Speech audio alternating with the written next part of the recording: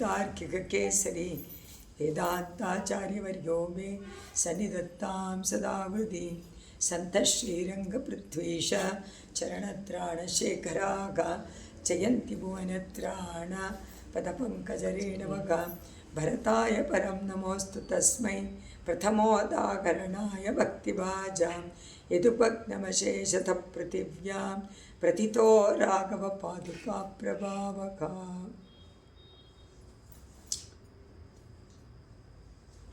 ಸ್ವಾಮಿ ದೇಶಿಕರ ಪಾದುಕಾ ಸಹಸ್ರದಲ್ಲಿ ನಾದ ಪದ್ಧತಿನಲ್ಲಿ 96ನೇ ಶ್ಲೋಕ. ನಾದ ಪದ್ಧತಿಗೋಸ್ಕರವಾಗಿ ಸ್ವಾಮಿ ದೇಶಿಕರು 100 ಶ್ಲೋಕಗಳನ್ನು ಸಮರ್ಪಣೆ ಮಾಡಿದ್ದಾರೆ.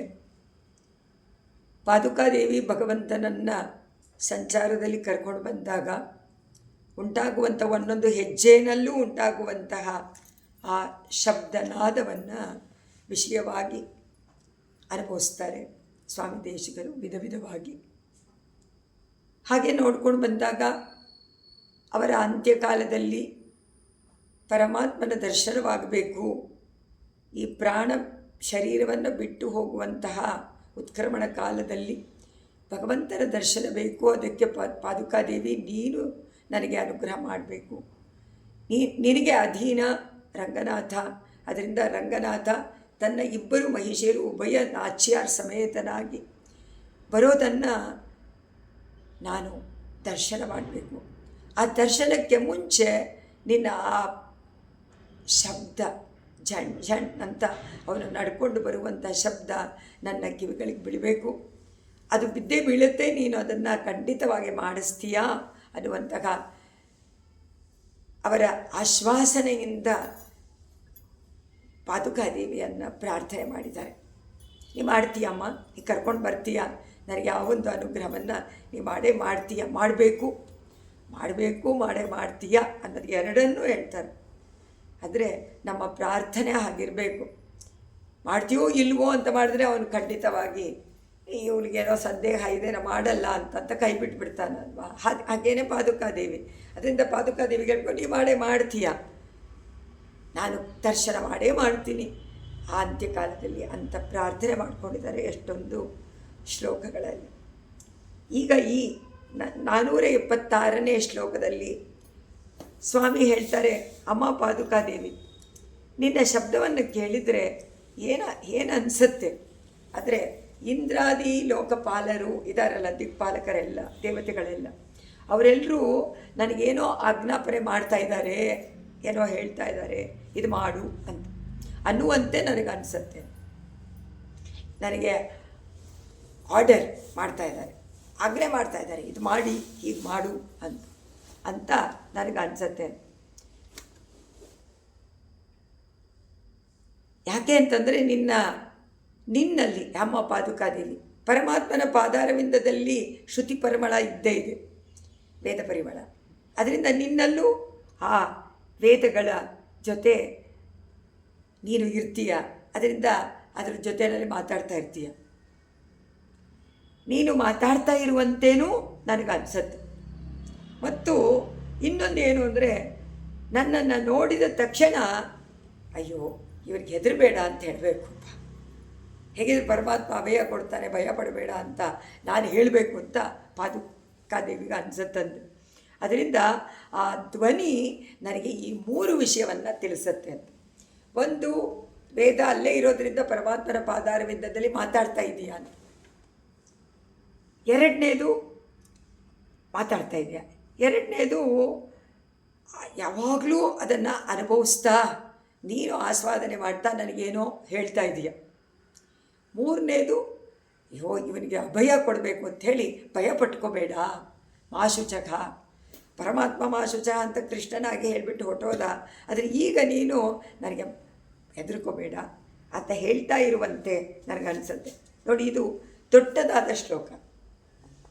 ಸ್ವೇಷು ಪದೇಶು ಕಿಂ ನಿಯಮಯಸ್ಯಷ್ಟೌ ದಿಶಾಮೀಶ್ವರಾನ್. ಅಷ್ಟದಿಕ್ಪಾಲಕರಿದ್ದಾರಲ್ಲ, 8 ದಿಶಾ ಅಂದರೆ ಲೋಕಗಳು. ಅಮ್ಮ ಪಾದುಕಾದೇವಿ ಎಲ್ಲ ಲೋಕವನ್ನು ರಕ್ಷಣೆ ಮಾಡುವಂಥ ರಂಗನಾಥನ ಪಾದಾರವಿಂದವನ್ನು ರಕ್ಷಣೆ ಮಾಡುವಂಥವಳೇ ಪಾದುಕಾದೇವಿಯೇ. ಎಲ್ಲ ಲೋಕದವರೆಲ್ಲ ಕೊಂಡಾಡ್ತಾರೆ ರಂಗನಾಥನನ್ನು.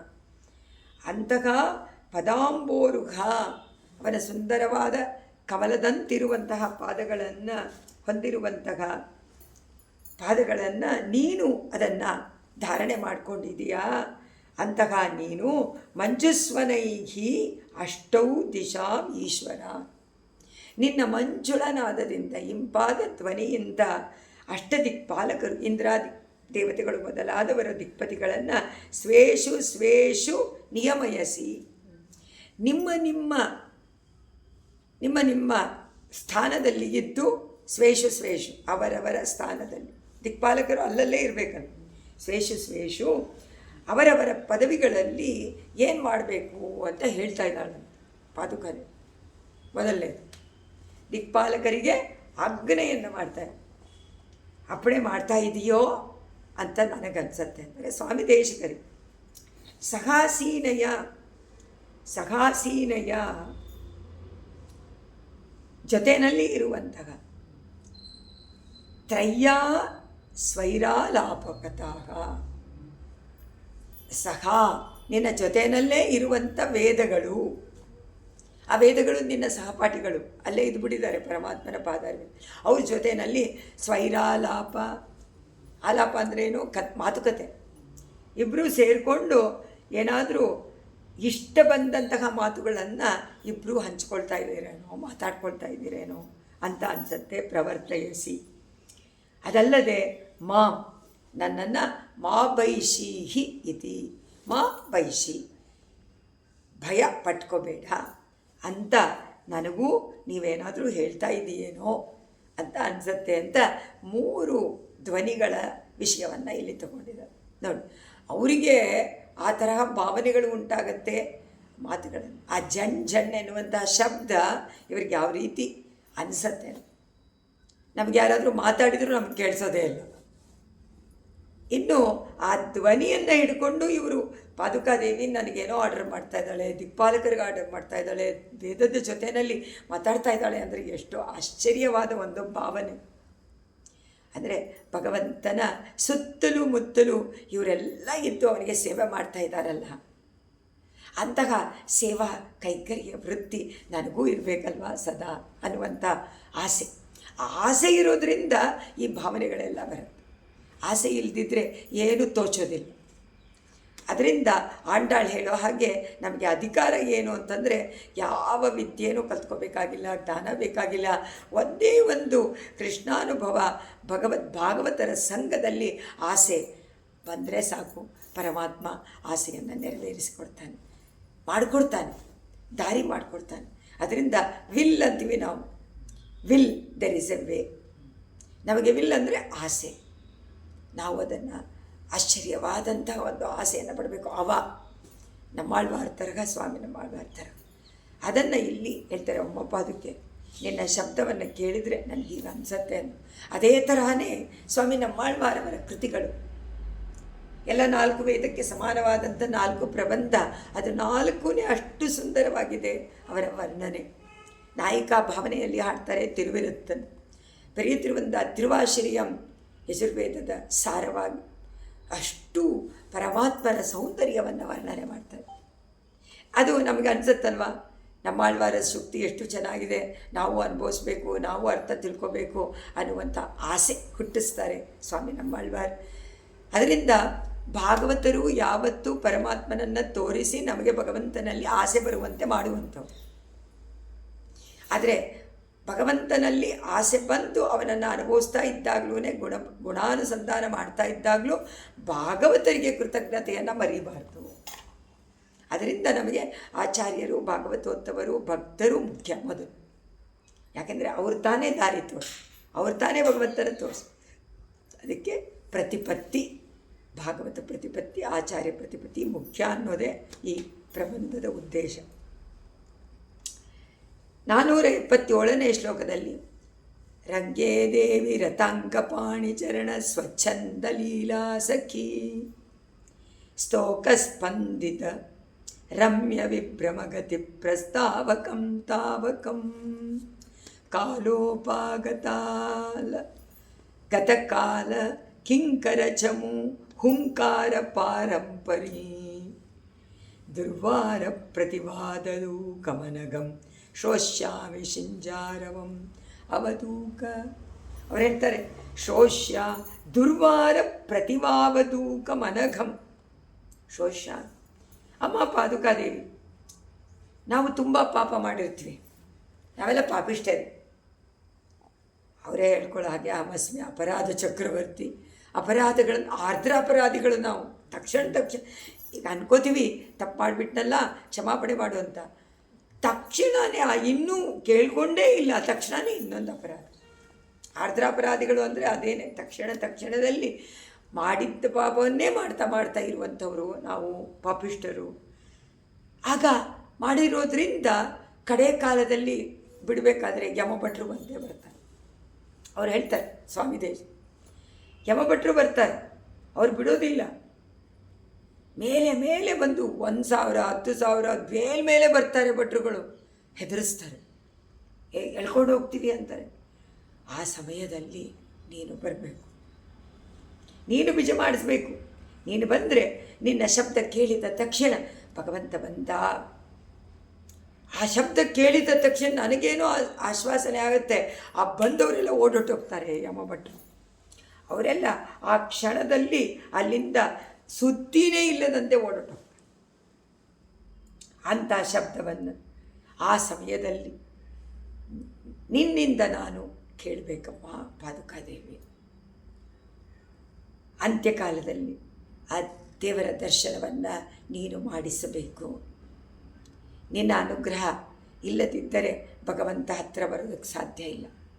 ಅದರಿಂದ ಆಚಾರ್ಯರ ಕೃಪೆ ಇದ್ದರೆ ಮಾತ್ರ ಭಗವಂತನ ಸಾಕ್ಷಾತ್ಕಾರ, ಇಲ್ಲಾಂದರೆ ಇಲ್ಲ. ಅದರಿಂದ ಅವ್ರು ಹೇಳ್ತಾರೆ ಆ ಶಿಂಜಾರವಂ ಶ್ರೋಷ್ಯಾಮಿ, ನಿನ್ನ ಸುಂದರವಾದ ಇಂಪಾದ ಹಿತವಾದ ಮಂಜುಳ ನಾದ ನನಗೆ ಕೇಳಿಸ್ಬೇಕು. ಶೋಷ್ಯ ದೇವರು ದರ್ಶನವನ್ನು ಮಾಡಿ ಬಂದ್ಬಿಟ್ಟ ಪರಮಾತ್ಮ ಅಂತ ಹೇಳಿ ಆ ಕಡೆಯ ಕಾಲದಲ್ಲಿ ನಾನು ಪರಮಾನಂದ. ಭಯ ಆಗ್ತಾ ಇರುತ್ತೆ, 10,000 ಯಮಭಟ್ರು ಬಂದರೆ ಏನಾಗುತ್ತೆ, ಭಯದಿಂದ ನಗುತ್ತಾ ಇರುವಂಥ ಕಾಲದಲ್ಲಿ ಪರಮಾತ್ಮ ಬರ್ತಾನೆ ಅಂದ ತಕ್ಷಣ ಎಷ್ಟು ಪರಮಾನಂದವಾಗುತ್ತೆ. ಆವಾಗ ಭಯಾನೂ ಇಲ್ಲ, ಭಾರನೂ ಇಲ್ಲ, ಎಲ್ಲ ಹೊಟ್ಟೋಗುತ್ತೋ ಇಲ್ವೋ. ಅವರು ಓಡೋಟೋಗ್ತಾರೆ, ಕಾಣದೇ ಇರುವಂಥ ಸುಮ್ಮೆನಾದೇ ಓಡೋಗ್ತಾರೆ ಅವರು. ಅದರಿಂದ ಇಲ್ಲಿ ಕೇಳ್ಕೊಳ್ತಾರೆ ಅಂತ್ಯಕಾಲದಲ್ಲಿ ದರ್ಶನ ಕೊಡಬೇಕು. ಆಳ್ವಾರ ದಿವ್ಯ ಪ್ರಬಂಧ, ಅದರಲ್ಲಿ ಸ್ವಾಮಿ ನಮ್ಮಾಳ್ವಾರ್ ಅವರ ತಿರುವಾಯ್ಮೊಳಿ ಎನ್ನುವಂತಹ ಸಾಮವೇದದ ಸಮನಾದಂತಹ ತಿರುವಾಯ್ಮೊಳಿ 1000 ಪಾಶುರಗಳು. ಅದರಲ್ಲಿ ಕಡೆ ಒಂದು ಬಿಟ್ಟು ಅದರಲ್ಲಿ ಅರ್ಚರಾದಿ ಮಾರ್ಗದಲ್ಲಿ ಹೋಗುವಂತಹ ಕ್ರಮವನ್ನು ವರ್ಣನೆ ಮಾಡಿದ್ದಾರೆ. ಶೂಳ್ವಿ ಶುಂಬಡಿ ಮುಗಿಲ್ ತೂರಿಯ ಮುಡಕ್ಕಿನ ಎನ್ನುವಂತಹ ಪದಿಕದಲ್ಲಿ ಅದನ್ನು ನೆನೆಸ್ಕೊಂಡು ಆ ಸೂಕ್ತಿ ನೆನೆಸಿದ ತಕ್ಷಣ ಏನಾಗುತ್ತೆ, ಯಾರಾದರೂ ಹಾಡಿದ್ರೆ ಶೂಳ್ವಿ ಓಹೋ ನಮ್ಮಾಳ್ವಾರ ಅರ್ಚರಾದಿ ಮಾರ್ಗದಲ್ಲಿ ವೈಕುಂಠಕ್ಕೆ ಹೋಗ್ತಾ ಇದ್ದಾರೆ, ನಾನೂ ಹೋಗ್ತೀನಿ, ನನ್ನನ್ನು ಕರ್ಕೊಂಡು ಹೋಗೋಕ್ಕೆ ಸ್ವಾಮಿ ನಮ್ಮಾಳ್ವಾರು ಬಂದಿದ್ದಾರೆ ಅಂತ ಅನ್ಸತ್ತಲ್ವ. ಅದನ್ನು ಹಾಡಬೇಕು ಯಾರಾದರೂ ಆ ಟೈಮ್ನಲ್ಲಿ ಅಂತ ಆಸೆ. ತಿರುವಾಯ್ಮೊಳಿ ಹಾಡಿದರೆ ಓಹೋ ಕಡೆಯದು ಭಗವಂತನನ್ನು ನಾನು ಅರ್ಚರಾದಿ ಮಾರ್ಗದಲ್ಲಿ ಶರಣಾಗತಿ ಮಾಡಿದ್ದೀನಿ, ಭಗವಂತ ಕರ್ಕೊಂಡು ಹೋಗ್ತಾನೆ ಅನ್ನುವಂತಹ ಪರಮ ವಿಶ್ವಾಸ ಇದ್ದರೆ ಮಾತ್ರ ಅದು ಆಗುತ್ತೆ. ಆ ವಿಶ್ವಾಸವನ್ನು ಯಾವತ್ತಿಗೂ ನಾವು ಬಿಡಬಾರ್ದು. ಪರಮ ವಿಶ್ವಾಸ ಭಗವಂತ ರಕ್ಷಣೆ ಮಾಡ್ತಾನೆ ಅನ್ನುವಂಥದ್ದು. ಅದಕ್ಕೆ ಅವರು ಹೇಳ್ತಾರೆ ಇಲ್ಲಿ ಸ್ವೇಷು ಪದೇಶು ಕೆಂ ನಿಯಮಯಸ್ಯಷ್ಟೌ ದಿಶಾಮೀಶ್ವರಾನ್ ಅಂತ ಹಿಂದಿನ ಹೇಳಿ, ಈಗ ಯಮಭಟ್ರು ಬರದೇ ಇರುವಂತೆ ಅವರು ಹೊರಟೋಗುವಂತೆ ನೀನು ಮಾಡು. ನಾವೇನು ಅನ್ಕೋತೀವಿ, ಬರ್ದೇನೇ ಇದ್ದರೆ ಒಳ್ಳೇದಲ್ವ, ಬಂದ ಮೇಲೆ ಹೋಗ್ಸೋಕ್ಕಿಂತ ಮೊದಲೇನೆ ಬರದೇ ಇರೋವಂತೆ ಮಾಡ್ಕೊಳ್ಬೇಕಲ್ಲ, ಅದು ಸುಲಭ. ಬಂದರೆ ಓಡಿಸ್ಬೇಕಾಗತ್ತೆ ಯಾರಾದರೂ. ಅದಕ್ಕೆ ತಾನೇ ನಾವೆಲ್ಲ ಇನಾಕುಲೇಷನ್ ಅದು ಇದು ಹಾಕ್ಕೊಳ್ಳೋದು, ವೈರಸ್ ಬಂದ್ಬಿಡುತ್ತೆ ಅಂತ ಭಯಪಟ್ಕೊಂಡು. ಆದರೆ ಭಯ ಪಡದೇ ಇರಬೇಕು ಅಂತಂದರೆ ಏನು ಮಾಡಬೇಕು, ಪರಮಾತ್ಮನ ಚಿಂತನ, ಧ್ಯಾನ, ಅವನ ನಾಮ ಸಂಕೀರ್ತನ, ಶ್ರವಣಂ ಕೀರ್ತನಂ ವಿಷ್ಣೋ ಸ್ಮರಣಂ ಪಾದಸೇವನಂ ಮಾಡ್ತಾನೆ ಇರಬೇಕು. ಸದಾ ಕಾಲದಲ್ಲಿ ಸದಾಯನ್ನ ಹೃದಯದಲ್ಲಿ ವಾಸ ಮಾಡೋ ಶ್ರೀಹರಿ ಅಂತ ಕರೆದು ಅವನಿಗೆ ಸದಾ ನಿನ್ನ ನಾಮ ಸ್ಮರಣೆ ಬರಲಿ ನನ್ನ ಮನಸ್ಸಿಗೆ, ಸದಾ ನಿನ್ನ ನಾಮ ಸಂಕೀರ್ತನ ನನ್ನ ನಾಲಿಗೆಯಲ್ಲಿ ಬರಲಿ ಅಂತ ನೀನು ಸಂಕಲ್ಪ ಮಾಡು ಪರಮಾತ್ಮ. ನಾನು ಇವನ ಹೃದಯದಲ್ಲಿ ಹೋಗಿರ್ತೀನಿ, ಇವನ ನಾಲ್ಗೆನಲ್ಲಿ ನಾನೇ ಕೂತ್ಕೊಳ್ತೀನಿ, ಇವನ ಮನಸ್ಸಿನಲ್ಲಿ ನಾನೇ ಇರ್ತೀನಿ, ಒಂದೊಂದು ಕಣದಲ್ಲಿ ಇರ್ತೀನಿ ಅಂತ ನೀನು ಸಂಕಲ್ಪ ಮಾಡ್ಕೋ. ಆಗುತ್ತೆ. ಅದನ್ನು ಮಾಡಿಸ್ಬೇಕಾದ್ರೆ ನಮಗೆ ಯಾರ ರೆಕಮೆಂಡೇಷನ್ ಬೇಕು?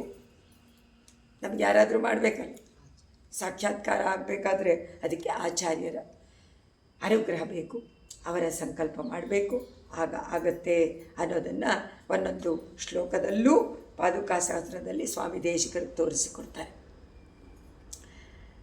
ತ್ವಚ್ಛಿಂಜಾರವ ಶರ್ಕರಾರಸಸದ ಸ್ವಾದಾತ್ಸತಾ ಮುನ್ಮದ ಮಾತರ್ಮಾಧವ ಪಾದುಕೆ ಬಹುವಿಧಾಂ ಪ್ರಾಯಶ್ರುತಿರ್ಮುಖ್ಯತಿ ಸಾರಾ ಸಾರ ಸಕೃದ್ವಿಮರ್ಶನ ಪರಿಮ್ಲಾನಾಕ್ಷರ ಗ್ರಂಥಿಭಿಃ ಗ್ರಂಥೈಸ್ತ್ವಾಮಿಗ ವರ್ಣಯಾಂ ಯಕಮತಗ ತ್ರಾಸತ್ರ ಪಾವರ್ಜಿತಗ.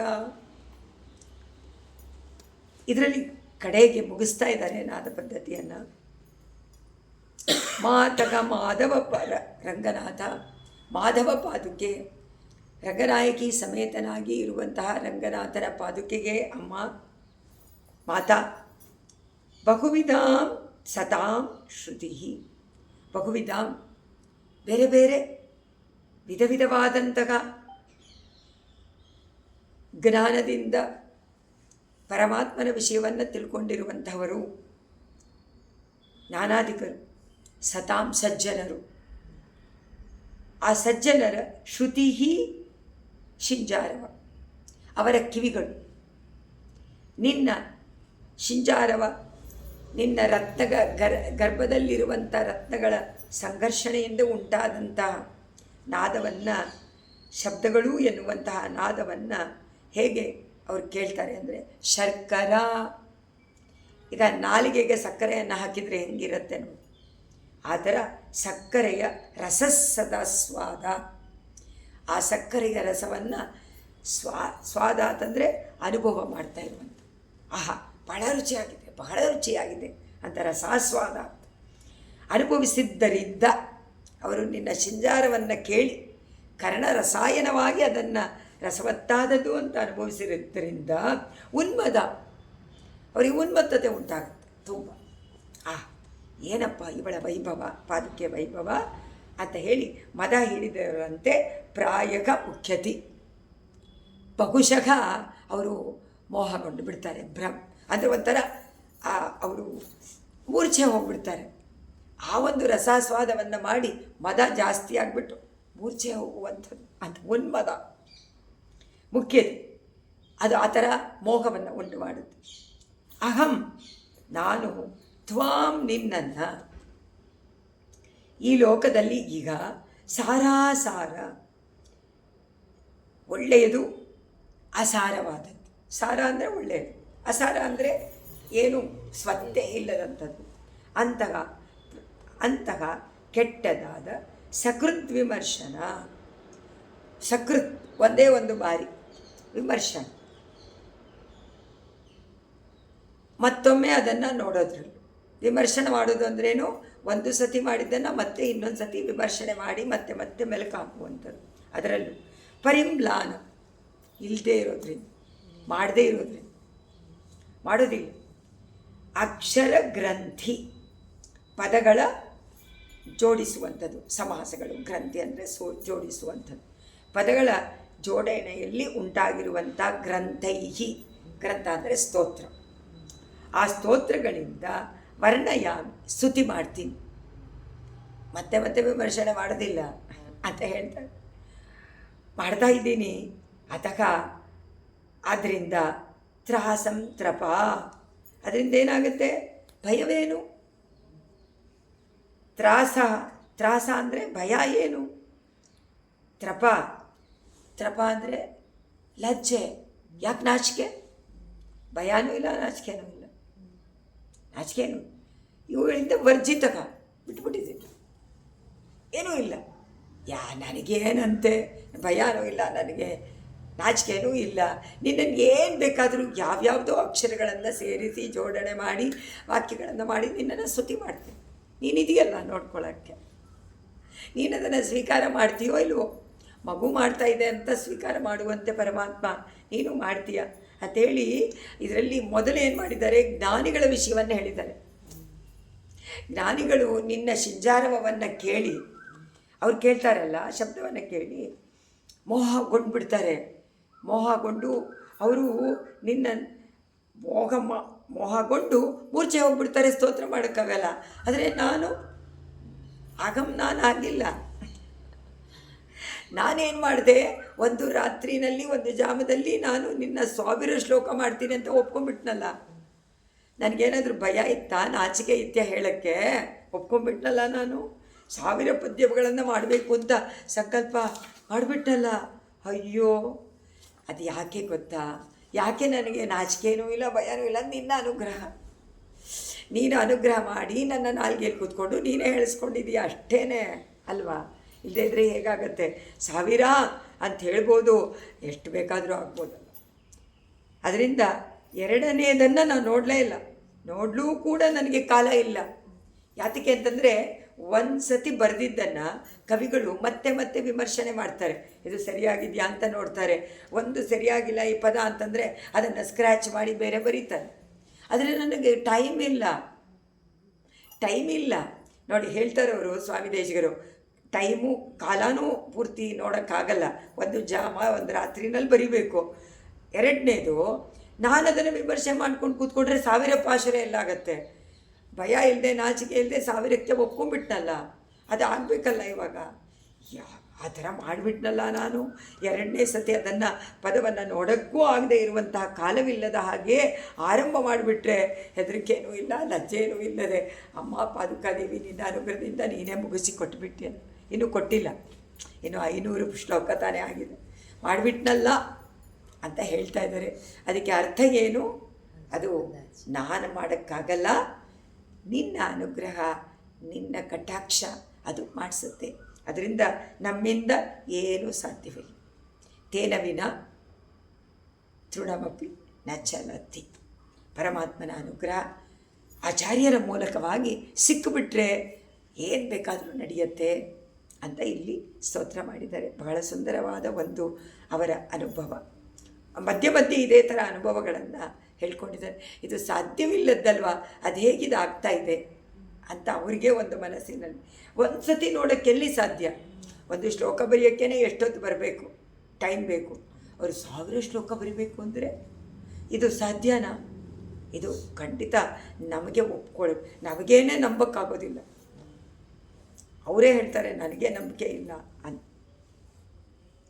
ತಮಾಂ ಬಕಿಲ ಖೇಲತಾಂ ಗತಿವಶೇನ ಗರ್ಭಾಶ್ಮನ ರಮಾರಮಣ ಪಾದುಕೆ ಕಿಮಪಿ ಮಂಜುಭಿಶ್ಚಿಂಜಿತೈ ಪದಸ್ತುತಿವಿತಾಯಿಭಿಃ ತ್ವದನುಭಾವ ಸಿದ್ಧಾಂತಿಭಿಃ ಸಯೂಥ್ಯ ಕಲಹಾಯಿತಂ ಶ್ರುತಿಶತಂ ಸಮಾಪದ್ಯತೆ. 479 99ನೇ ಶ್ಲೋಕ ಈ ಪದ್ಧತಿಯಲ್ಲಿ. ಅಮ್ಮ ಪಾದುಕೆ, ವೇದಗಳು ಇರೋದೇನೆ ಪರಮಾತ್ಮನನ್ನು, ಪರಬ್ರಹ್ಮನನ್ನು ಪ್ರತಿಪಾದನೆ ಮಾಡೋದಕ್ಕೆ. ಆದರೆ ಕೆಲವು ಭಾಗಗಳಲ್ಲಿ ಅವರು ಹೇಳ್ತಾರೆ ದೇವರೇ ಎಲ್ಲದಕ್ಕಿಂತ ಪರಬ್ರಹ್ಮನೇ ಮೇಲಾದವನು ಅಂತ ವರ್ಣನೆ ಮಾಡ್ತಾರೆ. ಮತ್ತು ಇನ್ನೊಂದು ಕೆಲವು ಕಡೆಯಲ್ಲಿ ಭಗವದ್ಭಕ್ತರೇ ಮೇಲಾದವರು ಅಂತ ಹೇಳೋದು. ನಿನ್ನ ಶಬ್ದಗಳು ಆ ವೇದ ಯಾವುದನ್ನು ಪ್ರತಿಪಾದನೆ ಮಾಡುತ್ತೋ ಅದನ್ನೇ ತಾನೇ ನೀನು ಹೇಳ್ತೀಯ. ನೀನು ಬೇರೆ ಹೇಳೋಕ್ಕಾಗದಲ್ವ, ಶಾಸ್ತ್ರ ಪ್ರಮಾಣವನ್ನು ಬಿಟ್ಟು ಹೋಗೋಕ್ಕಾಗಲ್ವ. ಅದರಿಂದ ನೀನು ಅದನ್ನೇ ಹೇಳ್ತಾ ಇದೆಯೇನೋ ಅನಿಸುತ್ತೆ ಇದರ ಭಾವ ಈ ಶ್ಲೋಕ. ಅಂಬ ಪಾದುಕಾ ತಾಯಿ, ರಮಾ ರಮಣ. ರಮಾ ಅಂದರೆ ಮಹಾಲಕ್ಷ್ಮಿಯ ರಮಣನಾದಂಥ ರಂಗನಾಥನ ಪಾದುಕಾದೇವಿಗೆ. ಗತಿವಶೇನ ಖೇಲತಾಂ, ಸಂಚಾರಕ್ಕೆ ಪರಮಾತ್ಮ ನಿನ್ನ ಅಧೀನ. ಅವನು ನಿನ್ನ ಅಧೀನದಲ್ಲಿ ಎಲ್ಲ ಲೀಲೆಯನ್ನು ಮಾಡ್ತಾನೆ. ಅಂದರೆ ನೀನು ಮಾಡಿಸ್ತೀಯ ಅಂತ. ನೀ ಕರ್ಕೊಂಡು ಬರದೇ ಇದ್ದರೆ ಸಂಚಾರ ಇಲ್ಲ. ಸಂಚಾರ ಇಲ್ಲದಿದ್ದರೆ ಆಶ್ರಿತರ ರಕ್ಷಣೆ ಇಲ್ಲ. ಯಾರು ಬರ್ತಾರೋ ಅವರನ್ನು ಮಾತ್ರ ಹೋಗಿ ಹೋಗಿ ನೋಡಿ ನೋಡಿ ರಕ್ಷಣೆ ಮಾಡಬೇಕಲ್ಲ ಪರಮಾತ್ಮ. ಗರ್ಭಾಶ್ವನ ಆ ಮಾಡುವಂಥ ಕಾಲದಲ್ಲಿ ನಿನ್ನ ಗರ್ಭದಲ್ಲಿರುವಂಥ ಅಶ್ವನ ರತ್ನಗಳು, ಆ ರತ್ನಗಳ ಶಬ್ದ, ಪದಸ್ತುತಿ, ವಿದಾಯಿ ಬಿಗಿ. ಅದೇನು ಮಾಡ್ತಾ ಇದೆ ಅಂದರೆ ಪಾದುಕಾದೇವಿ ನಿನ್ನ ರತ್ನ ಗರ್ಭದ ನಾದ ಆ ಪರಮಾತ್ಮನನ್ನು ಸ್ತೋತ್ರ ಮಾಡ್ತಾಳೆ ಮಂಜುಳ ನಾದದಿಂದ. ನೀನಿಂಥವನು ರಕ್ಷಣೆ ಮಾಡ್ತೀಯ ಅಂತ ಸ್ತೋತ್ರ ಮಾಡುವಂತೆ ಅನಿಸುತ್ತೆ ನನಗೆ. ತದನುಭಾವ ಸಿದ್ಧಾಂತಿಗೆ ನಿನ್ನ ವೈಭವವನ್ನೂ ನಿರ್ಣಯ ಮಾಡಿ ಹೇಳೋದಕ್ಕೋಸ್ಕರವಾಗಿ. ಯಾಕೆಂದರೆ ನೀನು ಪರಮಾತ್ಮನನ್ನ ವೈಭವವನ್ನು ಸ್ತೋತ್ರ ಮಾಡ್ತಾ ಇರ್ತೀಯ. ಎಂತಹ ಭಕ್ತ ನೀನು, ಎಂತಹ ಪರಮಾತ್ಮನಲ್ಲಿ ಪ್ರೀತಿ ಉಳ್ಳವನು ಅಂತ ನಮಗೆ ಗೊತ್ತಾಗಬೇಕಾದ್ರೆ ನೀ ಸ್ತೋತ್ರ ಮಾಡಿದ್ರೆ ತಾನೇ ಗೊತ್ತಾಗ ಅಲ್ವಾ. ಈಗ ಭಕ್ತರನ್ನು ನೋಡಿದಾಗ ಅವರು ಮಾಡುವಂಥ ಸ್ತೋತ್ರಗಳಿಂದ, ಅವರ ನಡವಳಿಕೆಯಿಂದ ನಾವು ತಿಳ್ಕೊಳ್ತೀವಿ ಅವರಿಗೆ ಎಷ್ಟು ಭಕ್ತಿ ಇದೆ ಅಂತ. ಹಾಗೆ ತಾನೇ ಪಾದುಕಾದೇವಿ ತೋರಿಸ್ಬೇಕಲ್ಲ ತನಗೆ ಎಷ್ಟು ಭಕ್ತಿ ಇದೆ ಪರಮಾತ್ಮನಲ್ಲಿ. ಪರಮಾತ್ಮ ಇವಳಿಗೆ ಅಧೀನರಾದ್ರೂ ಪರಮಾತ್ಮನ ಪಾದಾರವಿಂದದ ವೈಭವವನ್ನು ಕೊಂಡಾಡ್ತಿದ್ದಾಳಂತೆ ಇವಳು. ಸ್ವಾಮಿ ದೇಶಿಕರ ಕೊಂಡಾಡ್ತಾ ಇದೆಯಾ ಯಾತಕ್ಕೆ ಅಂತಂದರೆ ಶ್ರುತಿ ಅದು ಕೂಡ ಪರಮಾತ್ಮನನ್ನು ಕೊಂಡಾಡುತ್ತೆ, ಕೆಲವೊಮ್ಮೆ ನಿನ್ನನ್ನು ಕೊಂಡಾಡುತ್ತೆ. ಹೇಗೆ ಅಂದರೆ ನೀನು ಯಾವ ರೀತಿ ಪರಮಾತ್ಮನನ್ನು ಕೊಂಡಾಡ್ತೀಯೋ ವೇದ ಕೊಂಡಾಡುವಂತೆ. ವೇದಗಳನ್ನು ಎಲ್ಲರೂ ನಾವು ಅದನ್ನು ಅವಲಂಬಿಸಿದ್ದೀವಿ, ಪ್ರಮಾಣವಾಗಿ ಇಟ್ಕೊಂಡಿದ್ದೀವಿ. ಅದರಿಂದ ನೀನು ಪ್ರಮಾಣ. ವೇದ ಹೇಗೆ ಪ್ರಮಾಣವೋ ನೀನು ಹಾಗೆ ಪ್ರಮಾಣ. ನೀನು ಪರಮಾತ್ಮನನ್ನು ಕೊಂಡಾಡ್ತೀಯ. ಅಂದರೆ ಶ್ರೀಮನ್ನಾರಾಯಣನೇ ಪರತತ್ವ, ಪರಮಾತ್ಮನೇ ರಂಗನಾಥನೇ ಪರತತ್ವ ಅಂತ ಮತ್ತೆ ಮತ್ತೆ ಮತ್ತೆ ಅದನ್ನು ಇದಮಿತ್ತಂ ಅಂತ ಘಂಟಾಕೋಶವಾಗಿ ಹೇಳಬೇಕು. ಹೇಳ್ತಾ ಇರುತ್ತೆ ವೇದ. ಆದರೆ ವೇದಗಳಲ್ಲಿ ಕೆಲವು ಕಡೆಯಲ್ಲಿ ಪರಮಾತ್ಮ ಎಷ್ಟು ಮೇಂಪಟ್ಟನಾದವರೂ ಕೂಡ ಒಂದಕ್ಕೊಂದು ವಿರೋಧವಾಗುವಂತೆ ತೋರುತ್ತೆ. ವಿರೋಧ ಕೆಲವು ಕಡೆಯಲ್ಲಿ ಆ ಥರ ಅನಿಸತ್ತೆ. ಅದರಿಂದ ಭಗವಂತನ ಮೇನ್ಮೆ, ಭಾಗವತರ ಮೇನ್ಮೆ ಎರಡೂ ಸೇರಿದರೆ ಯಾವ ವಿರೋಧವೂ ಇಲ್ಲ ಅಂತಾರೆ. ಯಾಕೆಂದರೆ ಭಾಗವತರೂ ಪರಮಾತ್ಮನನ್ನು ಕೊಂಡಾಡ್ತಾರಲ್ವ, ಅವನ ವಿಷಯವನ್ನೇ ಹೇಳ್ತಾರೆ. ಅದರಿಂದ ವಿರೋಧ ಎಲ್ಲಿ ಬಂತು? ಬೇರೆ ಏನಾದರೂ ಮಾಡಿದರೆ ವಿರೋಧ ಉಂಟಾಗತ್ತೆ. ಅದರಿಂದ ವೇದದಲ್ಲಿ ಒಂದಕ್ಕೊಂದು ವಿರೋಧ ಇರುವಂತೆ ತೋರುತ್ತೆ, ಆದರೆ ಖಂಡಿತವಾಗಿ ವಿರೋಧ ಇಲ್ಲ ಅಂತ. ನಿನ್ನನ್ನು ಕೊಂಡಾಡುತ್ತೆ, ಪರಮಾತ್ಮನನ್ನು ಕೊಂಡಾಡುತ್ತೆ. 1000 ಶ್ಲೋಕ ಮಾಡಿಬಿಡ್ತೀನಿ ಅಂತ ಕಥೆಯನ್ನು ಹೇಳೋಕ್ಕೆ ಹೊರಟಂತೆ ಇದೆ. ನಾನು 1000 ಶ್ಲೋಕ ಮಾಡ್ತೀನಿ ನಾನು ಹೇಳಿಬಿಟ್ನಲ್ಲ. ನಾನು ಹೇಳಿಬಿಟ್ಟು ಮಾಡ್ತೀನಿ ಅಂತ ಹೊರಟುಬಿಟ್ಟೆ. ಆದರೆ ಅದಕ್ಕೆ ಅವ್ರು ಹೇಳ್ತಾರೆ, ರಂಗನಾಥನ ಪಾದದ ಮೇಲೆ ನಾನು 1000 ಪಾಶುರ ಬರಿತೀನಿ ಅಂತ ಹೇಳಿದರು ಒಬ್ಬರು. ಅವರು ನನ್ನನ್ನು ನಿರ್ಬಂಧನ ಮಾಡಿದ್ರು. ನಾನು ಅದಕ್ಕೆ ಒಪ್ಕೊಂಡ್ಬಿಟ್ಟೆ. ಅವ್ರು ಪಾದದ ಮೇಲೆ ಹೇಳ್ತಾರೆ, ನಾನು ಪಾದಕ್ಕೆ ಮೇಲೆ ಹೇಳ್ತೀನಿ ಅದು ಯಾತಕ್ಕೆ ಅಂತಂದರೆ ವೇದ ಎರಡನ್ನೂ ಹೇಳಿದೆ. ಅದರಿಂದ ಅವರು ಅದನ್ನು ಹೇಳಿ ನಾನು ಇದನ್ನು ಹೇಳ್ತೀನಿ. ಎರಡೂ ಪರಮಾತ್ಮನ ವೈಭವನೇ ತಾನೇ ಅಂತ ವಿರೋಧವಿಲ್ಲದಂತೆ ಸಮನ್ವಯಗೊಳಿಸ್ತಾರೆ. ಯಾರು ನಿಜವಾದ ಜ್ಞಾನ ಉಂಟೋ ಅಂಥವರು ಅದನ್ನು ಸಮನ್ವಯ ಮಾಡಿ ಸಮಂಜಸವಾಗಿ ಹೇಳ್ತಾರೆ. ಅದರಿಂದ ಈ ಶ್ಲೋಕದಿಂದ ಇಂದಿನ ರಾತ್ರಿ ಒಳಗೆ 1000 ಶ್ಲೋಕ ಮಾಡಿಬಿಡ್ತೀನಿ ಅಂತ ಕಥೆಯನ್ನು ಹೇಳಿದಂತೆ ಕಾಣಿಸತ್ತೆ ಅಂತ. ಇದು ತಾನು ಅಂತ ಹೇಳ್ಕೊಂಡಿಲ್ಲ, ಆದರೆ ಅವರ ವಿಚಾರವನ್ನೇ ಈ ಶ್ಲೋಕದಲ್ಲಿ ಹೇಳಿದ್ದಾರೆ. ಆ ಪಾದುಕಾ ನಾದ ನನಗೆ ಕೊಡ್ತು. ಏನು ಕೊಡ್ತು ಹೇಳು, ಪರವಾಗಿಲ್ಲ 1000 ಮಾಡಿಬಿಡ್ತೀನಿ ಅಂತ ಹೇಳು ಅಂತ ನಾನು ಹೇಳಿಬಿಟ್ಟೆ. ಆದರೆ ಬೇರೆಯವ್ರ ಮೇಲೆ ಆರೋಪ ಮಾಡಿದ್ದಾರೆ, 3ನೇ ಪಾರ್ಟಿ ಹೇಳ್ತಾ ಇರುವಂತೆ. ತಾನು ಅಂತ ಹೇಳ್ಕೊಂಡಿಲ್ಲ ಇದರಲ್ಲಿ. ಯಾತಕ್ಕೆ ಅಂದರೆ ಇಲ್ಲಿ ವಿರೋಧವಿಲ್ಲ. ಪರಮಾತ್ಮನನ್ನು ಸ್ತುತಿ ಮಾಡಬೇಕಾದ್ರೆ ಮಗುವಾಗಲಿ ಯಾವುದಾದ್ರೂ ಆಗಲಿ ಯಾರಾದರೂ ಆಗಲಿ ಯಾರು ಭಗವಂತನ ಸ್ತೋತ್ರ ಮಾಡಿದರೂ ಅದು ಪರಮಾತ್ಮನ ಸ್ತೋತ್ರ ಅಲ್ವ. ಅದನ್ನು ಎಲ್ಲರೂ ಅದನ್ನು ಸ್ವೀಕಾರ ಮಾಡಿ ಅದನ್ನು ಆಸ್ವಾದನೆ ಮಾಡಬೇಕು. ಪರಮಾತ್ಮನ ವಿಷಯ ಅಂದರೆ ಭಗವತ್ ವಿಷಯದಲ್ಲಿ ಮುಳುಗಬೇಕು ಅಂತ ಹೇಳ್ತಾರೆ. ಯಾವ ವಿರೋಧವೂ ಇಲ್ಲ ಅಂತ. ಸೊ ಇದನ್ನು ಮುಗಿಸ್ತಾರೆ. ಅದನ್ನು ಹೇಳಿ ನಾದ ಪದ್ಧತಿನಲ್ಲಿ ಇವರ 99ನೇ ಶ್ಲೋಕದಲ್ಲಿ ನೋಡಿದರೆ ಒಂದಕ್ಕೊಂದು ವಿರೋಧ ಆದರೆ ತೋರುತ್ತೆ, ಆದರೆ ವಿರೋಧ ಇಲ್ಲ. ಯಾತಕ್ಕೆಂದರೆ ವೇದದಲ್ಲಿ ಎರಡಕ್ಕೂ ಸ್ಥಾನವನ್ನು ಕೊಟ್ಟಿದ್ದಾರೆ, ಎರಡನ್ನೂ ಸ್ತೋತ್ರ ಮಾಡಿದ್ದಾರೆ. ಕ್ಷಿಪತಿ ಮಣಿಪಾದರಕ್ಷೇನಾದೈರ್ನೂನಂ ಸಮಾಶ್ರಿತತ್ರಾಣೆ ರಂಗೇಶ್ವರಸ್ಯ ಭವತಿ ರಕ್ಷಾಪೇಕ್ಷಾ ಪ್ರತಿಕ್ಷಣ ವಿಲಂಬಂ. ಇಲ್ಲಿ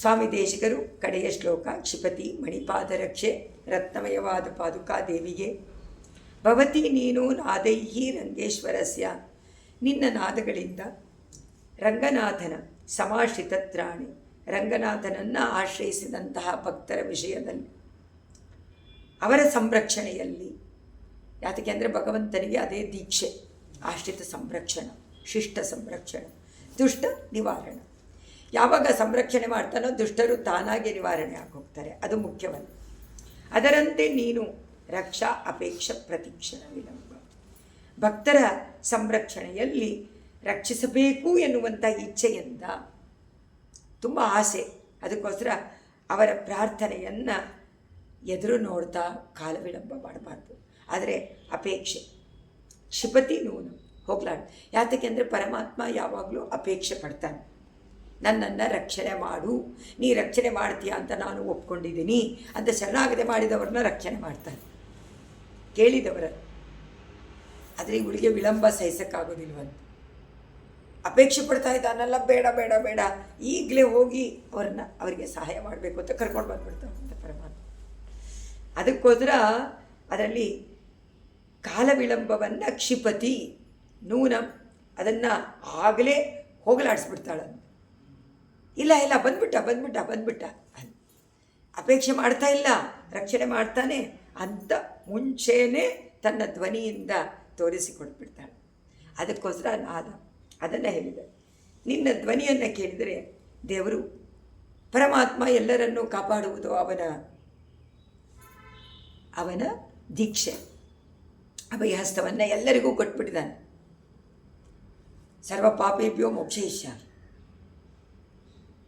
ಅಭಯಂ ಸರ್ವಭೂತೇಭ್ಯೋ ಸರ್ವಭೂತಗಳಿಗೂ ಅಭಯವನ್ನು ಕೊಟ್ಬಿಡ್ತೀನಿ ಒಂದು ಸತಿ ಹೇಳಿಬಿಟ್ರೆ ಅದರಿಂದ ಆದರೆ ಅವ್ರು ಹೇಳಬೇಕಲ್ಲ ನಾನು ಇನ್ನವನು ಅಂತ ಹೇಳಿ ಅದನ್ನು ಇಲ್ಲಿ ಅಪೇಕ್ಷೆ ಪಡ್ತಾನೆ ಕಾಪಾಡು ಅನ್ನೋದನ್ನು ಆ ಕೋರಿಕೆಯನ್ನು ಅಪೇಕ್ಷೆ ಪಡ್ತಾನೆ ಪರಮಾತ್ಮ ಕಾಲ ವಿಳಂಬ ಆಗಬಾರ್ದು ಪಾದುಕೆ ನೋಡ್ತಾಳೆ ಇದೇನಿದು ಇವನಿನ್ನೂ ಅವರು ಕೇಳೋದನ್ನೇ ನೋಡ್ತಾ ಇದ್ದಾನಲ್ಲ ಅವರ ಆಪತ್ತಿನಿಂದ ಹೇಗೆ ಅವರ ಆಪತ್ತು ನಿವಾರಣೆ ಆಗೋದು ಅಂತ ಹೇಳಿ ಬೇಗ ಕರ್ಕೊಂಬರ್ತೀನಿ ಅಂತ ಬೇಗ ಕಾಲ ವಿಳಂಬ ಬೇಡ ಅಂತ ಹೇಳಿ ಅವನ ವ್ರತವನ್ನು ಜನರು ಪಡುವಂಥ ಕಷ್ಟಗಳನ್ನು ನೋಡಿ ಇವಳ ಕಾರುಣ್ಯದಿಂದ ದಯಾ ಪಿರಾಟಿಯಾಗಿ ಪಾದುಕಾದೇವಿ ದಯೆ ಪಿರಾಟಿ ಆಗಿಬಿಡ್ತಾಳೆ ಅವಾಗ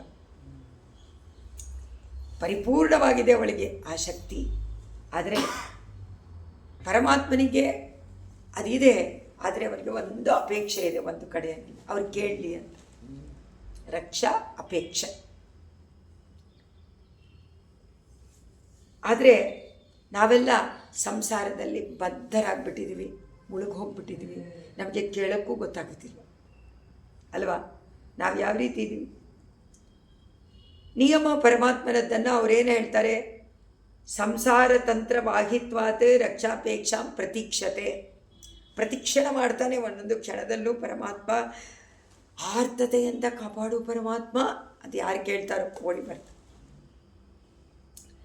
ಆದರೆ ಇವರೆಲ್ಲ ಸಂಸಾರದಲ್ಲಿರುವಂಥ ನಾವುಗಳು ಕೇಳೋದು ಯಾವಾಗ ಕಷ್ಟದಲ್ಲಿ ಮುಳುಗೋಗ್ಬಿಟ್ಟಿದ್ದೀವಲ್ಲ ಕೇಳೋಕ್ಕೂ ಗೊತ್ತಾಗಲ್ವಲ್ಲ ಅದು ಏನು ಮಾಡೋದು ಅದರಿಂದ ಇವಳು ಪರಿಪೂರ್ಣ ದಯೆ ಉಳ್ಳವಳು ಪಾದುಕಾದೇವಿ ಅದರಿಂದ ನಾನೇ ಆಶ್ರಿತರಿಗೆ ಬದಲಾಗಿ ಪ್ರಾರ್ಥನೆ ಮಾಡಿಬಿಡ್ತೀನಿ ಅವ್ರ ಪರವಾಗಿ ನಾನೇ ಪ್ರಾರ್ಥನೆ ಮಾಡಿಬಿಡ್ತೀನಿ ಅಂತ ಪಾದುಕಾದೇವಿ ಒಂದೊಂದು ಕ್ಷಣದಲ್ಲೂ ಪ್ರಾರ್ಥನೆ ಮಾಡ್ತಾಯಿದ್ದೆ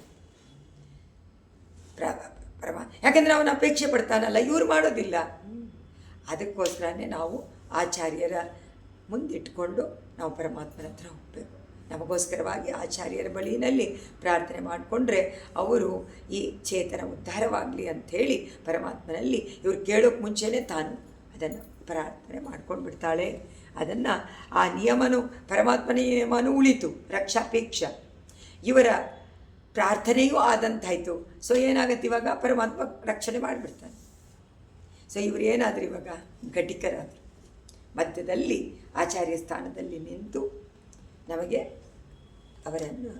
ಅವಳು ಮಹಾಲಕ್ಷ್ಮಿ ಮಾಡುವಂತಹ ಆ ಘಟಿಕತ್ವವನ್ನು ಇಲ್ಲಿ ಅವರ ಮೇಲೆ ಆರೋಪ ಮಾಡಿದರೆ ರಕ್ಷಣೆಗೆ ತಡೆ ಆಗಬಾರ್ದು ವಿಳಂಬ ಆಗಬಾರ್ದು ಆ ವಿಳಂಬವನ್ನು ನಿವಾರಣೆ ಮಾಡಿಬಿಡ್ತಾಳಂತೆ ಪಾದುಕಾದೇವಿ ಅಂತ ಕಡೆಯಲ್ಲಿ ನಮಗೆ ಅಂತಹ ಒಂದು ಪರಮ ವಿಶ್ವಾಸ ಬರುವಂತಹ ಆಶ್ವಾಸನೆಯನ್ನು ಈ ಪದ್ಯದಲ್ಲಿ ತೋರಿಸಿ ಮುಗಿಸ್ತಾರೆ.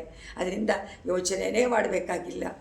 ಪಾದುಕಾದೇವಿಯನ್ನು ಒಂದು ಸತಿ ನಮಸ್ಕಾರ ಮಾಡಿಕೊಂಡ್ರೂ ಸಾಕು, ತಲೆ ಮೇಲೆ ಇಟ್ಕೊಂಡಾಗ ಪ್ರಾರ್ಥನೆ ಮಾಡಿಕೊಳ್ಳಬೇಕಾಗಿಲ್ಲ. ಅವಳೇ ಕಷ್ಟವನ್ನು ನೋಡಿ ಪರಮಾತ್ಮನಲ್ಲಿ ಪ್ರಾರ್ಥನೆಯನ್ನು ಸಲ್ಲಿಸಿ ಬಿಡ್ತಾಳೆ ಅಂತ ಹೇಳಿಬಿಡ್ತಾರೆ.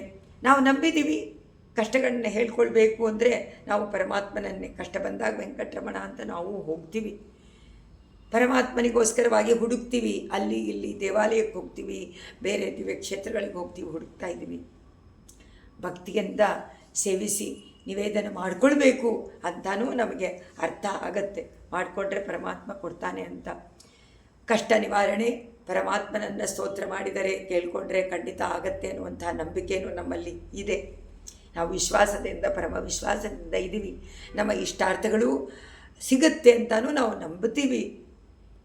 ನಮಗೆ ಸೌಖ್ಯ ಸಿಗತ್ತೆ, ಶಾಂತಿ ಸಿಗತ್ತೆ, ನೆಮ್ಮದಿ ಸಿಗತ್ತೆ ಪರಮಾತ್ಮನನ್ನು ಸ್ತೋತ್ರ ಮಾಡಿದರೆ ಅಂತಲೂ ನಮಗೆ ಗೊತ್ತು.